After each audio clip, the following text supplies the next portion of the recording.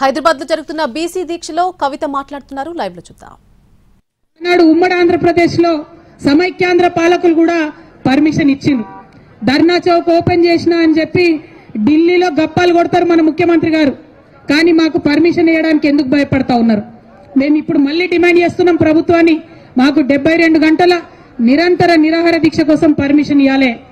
हम दिन में भी यहीं पे बैठेंगे, रात में भी यहीं पे बैठेंगे, लेकिन जिद नहीं छोड़ेंगे. पानी नहीं पिएंगे, खाना नहीं खाएंगे जब तक बीसी का बिल नहीं लाएंगे. మరి అందుకోసమే ప్రభుత్వాన్ని అడుగుతా ఉన్నాం, మీరు మంచి మాట కమాన ఇయ్యండి, లేకపోతే ఆల్టర్నేట్ గా 12కి మేము కోర్టుకు కూడా పోతున్నాం. న్యాయస్థానం అన్నా మా న్యాయమైనటువంటి ఆకాంక్షకు మద్దతుగా నిలబడతదని చెప్పి మనస్ఫూర్తిగా మేము నమ్ముతా ఉన్నాం. అంత దూరం తెచ్చుకోకండి, కోర్టు చేత మొట్టికాయలు తినకండి, ఇమీడియట్ గా పర్మిషన్ ఇవ్వండి అని ప్రభుత్వాన్ని డిమాండ్ చేస్తా ఉన్నా. ఇక ఇంకొక విషయం, ఇక్కడ ఉన్నటువంటి మీడియా మిత్రులకు, ప్రధాన పత్రికా మిత్రులకు, శాటిలైట్ ఛానళ్ల వారికి, అట్లానే డిజిటల్ మీడియాకి, అందరికన్నా ఎక్కువ సిటిజన్ మీడియాకి, మీ అందరికీ కూడా నేను చేతులెత్తి నమస్కరించి ఒక మాట చెప్తా ఉన్నా. మన ప్రజాస్వామ్యంలో 4 స్తంభాలు ఉంటే మీడియా అన్నిటికన్నా పవర్ఫుల్ స్తంభం. ఎందుకంటే మిగతా 3 స్తంభాలను కూడా ప్రశ్నించగలిగేటటువంటి అధికారం కేవలం మీడియాకు మాత్రమే ఉంటుంది. మిగతా 3 స్తంభాల యొక్క జవాబుదారీతనాన్ని లెక్కలు తీసి చెప్పేటటువంటి ఆస్కారం, అవకాశం కూడా కేవలం మీడియా మిత్రులకే ఉంటుంది.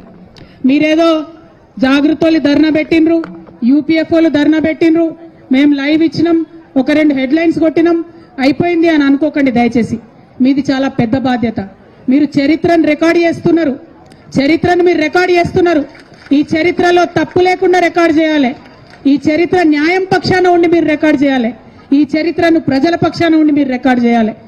నేను డిజిటల్ మీడియా సోదరులను ప్రత్యేకించి కోరుతా ఉన్నాను, మీరు పెట్టేటటువంటిది గ్రామ గ్రామానికి పోతుంది.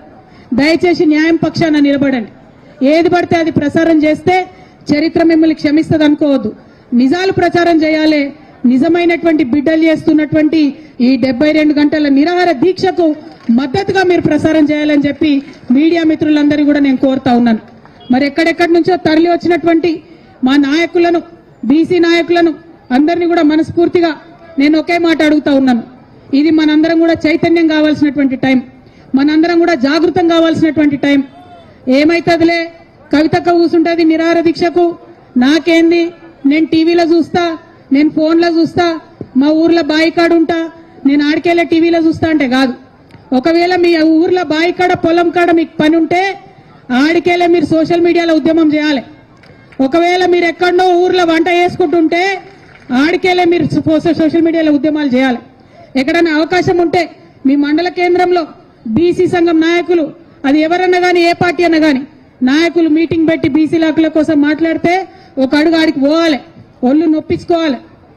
జిల్లా కేంద్రంలో ఎవరైనా మీటింగ్ పెడితే ఆడికి రావాలి, మద్దతు ఇవ్వాలి. హైదరాబాద్ నడిగడ్డల మీటింగ్ పెడితే 1 గంట, 1 రోజు నాది కాదు, నా బీసీ బిడ్డలది అనుకొని ఇక్కడ దాకా రావాలి. ఎవరు కూడా బొట్టు పెట్టి పిలవరు. ఇవి ఉద్యమాలు, ఇవి పోరాటాలు. చేతులెత్తి పిడికిలెత్తి పోరాటం చేస్తేనే హక్కులు వస్తాయి తప్పితే ఉట్టుటిగా రావు. బీసీ ఆడబిడ్డలకు, అన్నదమ్ములకు ఇంకొక విజ్ఞప్తి చేస్తున్నా నేను. మనం ఒకసారి అడుగుతాం, 2 సార్లు అడుగుతాం, ఇడిచిపెడతాం. అట్లా ఇడిచిపెడితే హక్కులు రావు. మన హక్కులు సాధించే వరకు అవతల వైపు నుంచి మనం అడుగుడు మొదలు పెట్టగానే మొదటి విమర్శలు వస్తాయి.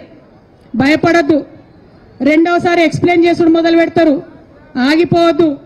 జవాబు వచ్చే వరకు పిడికిలెత్తి ప్రశ్నిస్తూనే ఉండాలి. ఇటువంటి